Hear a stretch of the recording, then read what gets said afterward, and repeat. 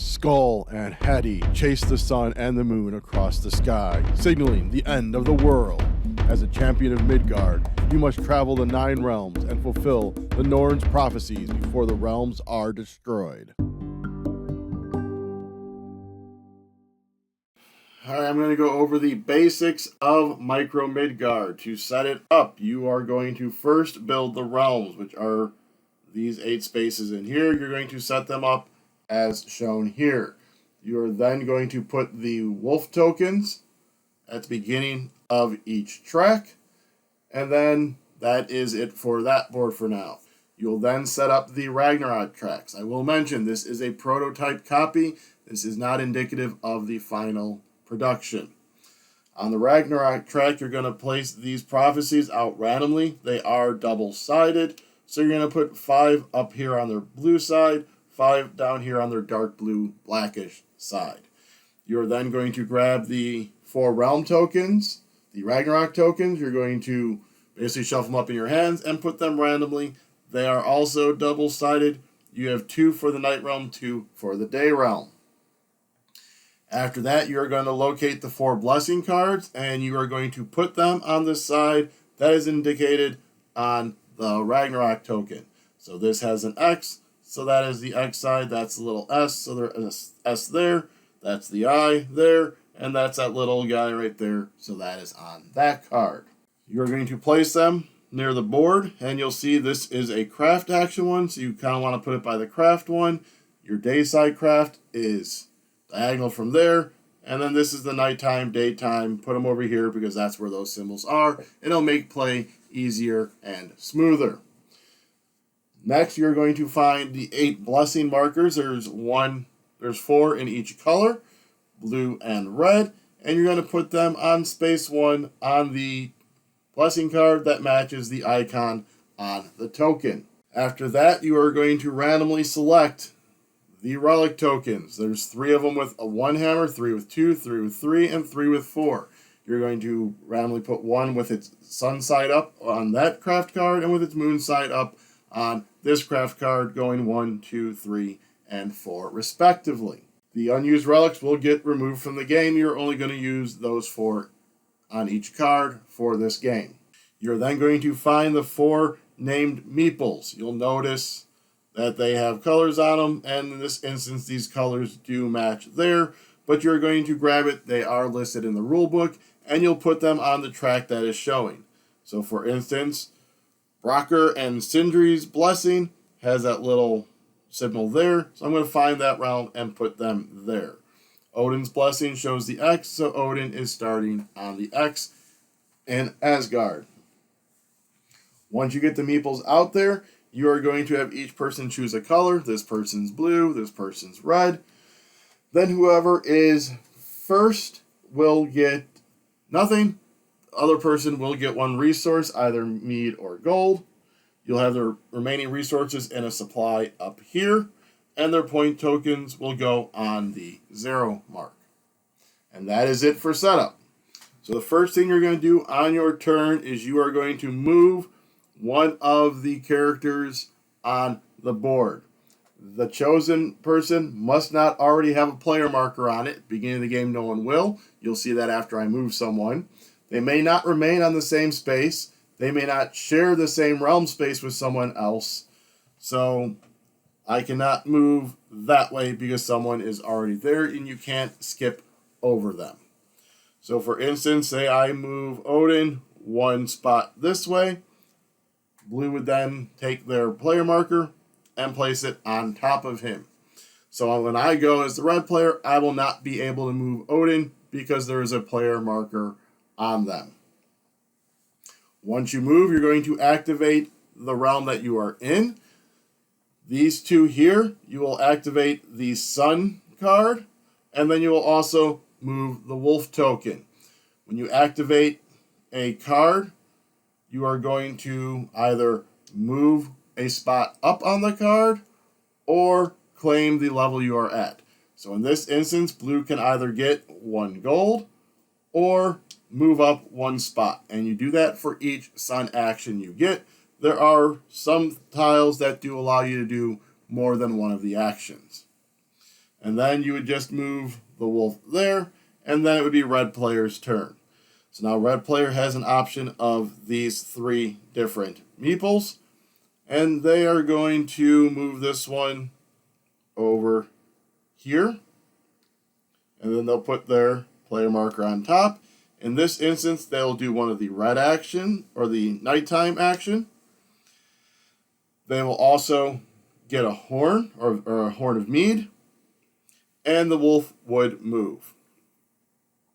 Now, when you do the craft action, which are these 2, you can either move up or take the craft tile of the location you are at and put that in front of you. These have various actions on them, but they are all basically triggered by getting something on there. So when I get a craft action in the future, I can do a craft action, spend 1 of my mead in order to do a nighttime action, which could then push me up on this track. After you move your character and trigger the action, you are going to check for Ragnarok. If one of the wolves get past, so if he gets here, or if the moon wolf gets to there, you will trigger Ragnarok. You are going to look at the Ragnarok board, depending on which side. So if we did the day side, we're going to look at this top one, and we are going to compare between the 2 of us. In this instance, it's whoever has the most hammers on their relics. If you remember right, I told you there are hammers on the bottom. Whoever has the most would get 1 point. So in this instance, it would be blue. They'd get 1 point. These would get discarded. We find this realm on the board, and it goes to Ragnarok. So we take that. We flip it over to its Ragnarok side, and this token would then go at the top. What happens then in the future is when you go to move the wolf token, it skips over this realm and goes to the next one.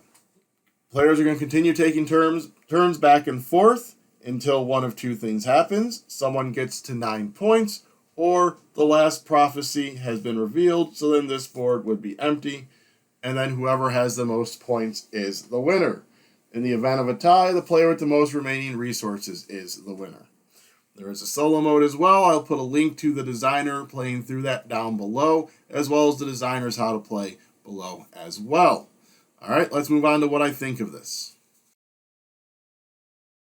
Alright, so that is a brief how to play for Micro Midgard. I want to hit a few talking points I want to make sure to hit first about the campaign itself, and then I'll get into my thoughts on the game. So the game does use the same movement mechanic as Micro Dojo, so if you have played that, it is going to be familiar to you. It also adds additional layers of complexity, so it will appeal to fans of Micro Dojo if you are one. They are going to be launching the game in 3 different versions. There's going to be an envelope edition where the entire game ships as a letter for super low cost shipping. That's what they did with, again, Micro Dojo, so you basically get it, and then you can put it in box, bag, whatever you want to do. But all the components are in the envelope, so it doesn't take up much space if you are low on board game space. They also have a standard version that's going to fit in a pocket, and a larger Ragnarok edition with dual layer boards, Lux wooden components, the whole 9 yards. I believe if you watch the how to play from the designer, that may be the edition he's using, because that edition looks really nice. So for that Ragnarok edition, they are going to be working on getting a box organizer that'll hold the final print and all the components, and also possibly a space to hold the standard edition of the game. So if you do get both, you do have a storage option there. And the solo cards are going to be bigger. The Ragnarok edition also will have alternate sides of each realm for more variable of a setup, and that will be explained in a separate rule set. The standard game, again, will be small enough to fit in a pocket. Their plan is to hopefully maybe do some interlocked pieces. You can check out the campaign to see exactly what they're planning for that. And then the envelope edition, again, is going to just be in an envelope. They do have plans for a mini expansion to come with it. That will be unveiled as the campaign goes on, so make sure to check that out. The solo mode that is included in the game has been co-designed by Shem Phillips of Garfield Games, so if you're aware of his designs, you know he does really good with his solo work, so those two working on that should be a really good solo option, which there is a link to that how to play down below that the designer did do. And the game will be available to play on Board Game Arena during the campaign. So if you want to check it out digitally before you back it, you can. So my thoughts on the game are as such. For being such a small micro game, there is a lot of thought that you have to do, a lot of planning ahead. Because with you not being able to move the same piece 2 turns in a row, you're going to have to try and line that up and then hope your opponent doesn't quite move that. So maybe get one piece to kind of block it off from going the one way so it can only go the other way. Having to really keep an eye on those goals because those are a guaranteed point score, but also the fact that maybe the one you're trying to make sure you get, that one doesn't actually score because your opponent pushes the other moon around and scores that other one.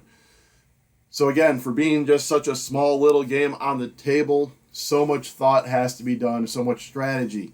The tiles that you can get, your craft tiles, those add a whole nother, almost like engine building of, I can go here, and by doing this, I can do this action, which will let me grab the resources I need to trigger my craft tile, and that craft tile is going to give me 2 of the moon actions. And now the moon, so on there, I can go up 1 and then get the stuff I need. So next time, hopefully, I can trigger that again.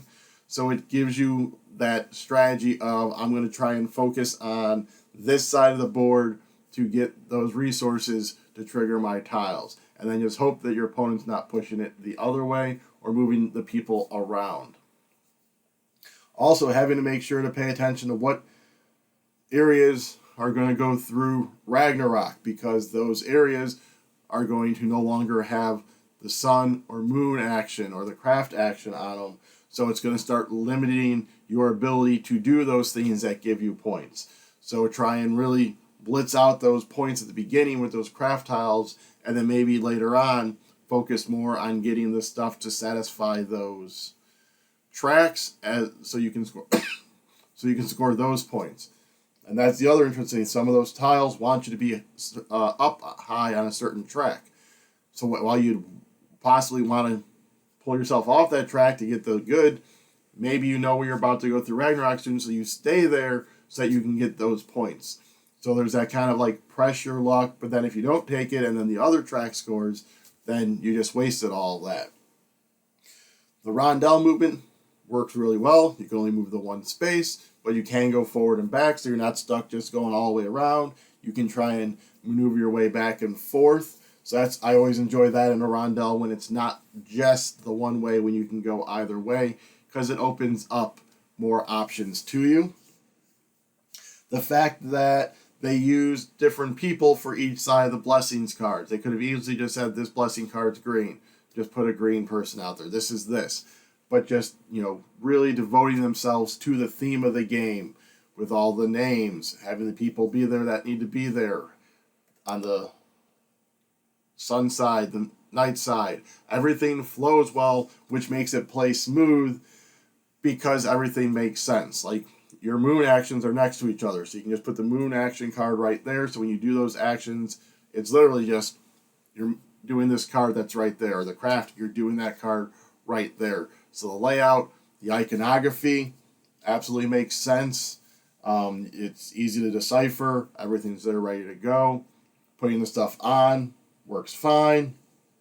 So to me, it's a really fun design in such a small, tight game. And as I said, opens up many realms of strategy. So Micro Midgard, this is part of, appropriately enough, Micro Games May. So if you search that hashtag, you can find other micro games, including this one. Down below also are those links to the Kickstarter campaign, those playthroughs, and various other resources there. Down below is also the like, comment, share, and ring the bell buttons, and also a subscribe button. So if you could do all of that for our channel, I would be obliged. So until next time, just go around.